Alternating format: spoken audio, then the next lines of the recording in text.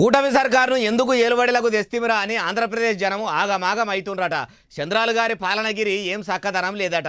AP ప్రజల పరిస్థితి ఇప్పుడు ఎట్లున్నది అంటే కడుపు చింపుకుంటే వాళ్ళ కాళ్ళ మీద పడుతుంది అన్నట్టున్నదట. అట్లని ఎవరన్నారే బాలన్న అంటారా? అన్ని ముచ్చట్లు మీరే నుండ్రి. అయ్యా జగనాలు ఇక చెప్పుండ్రి. జగన్ ఏమో పలావ్ పెట్టినాడు, చంద్రబాబు నాయుడు ఏమో బిర్యానీ పెడతానన్నాడు. చివరికి వచ్చేసరికి పలావు పోయింది, బిర్యానీ పోయింది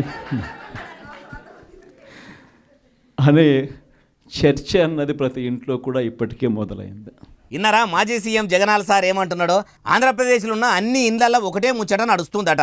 మాజీ సీఎం జగనాల్ సార్ ఏమో ఏపీ జనానికి కంచంలో బిర్యానీ పెట్టకున్నా దినాం పలావ్ పువ్వ తినేటట్టు నేను పాలిస్తా, మిమ్మల్ని మంచిగా చూసుకుంటా అంటే పసుపుకొమ్ము పార్టీ పెబ్బ ఏపీ సీఎం చంద్రాలు సారేమో ఆంధ్రప్రదేశ్ ప్రజలకు దినాం బిర్యానీ పెట్టి సాదుతా, మిమ్మల్ని మారాజులు లెక్క చూసుకుంటా అనేసరికి నమ్మి ఓట్లు గుద్దితే ఇప్పుడు పలావ్ పోయింది, బిర్యానీ పోయింది, కారం మెతుకులు కూడా గతిలేని కాడికి వచ్చింది, ఉత్తసిప్ప చేతికి వచ్చిందని ఇండ్లల్లో అమ్మలక్కలు అందరూ కూడా ముచ్చట్లు పెట్టుకుంటురట.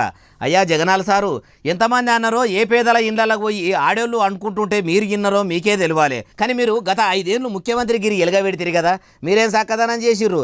రాజన్న రాజ్యం తెస్తా అన్నారు, తెచ్చిర్రా? నవరత్నాలకు మెరుగుపెట్టి ఏపీ నశీవ మారుస్తా అన్నారు, మార్చిండ్రా?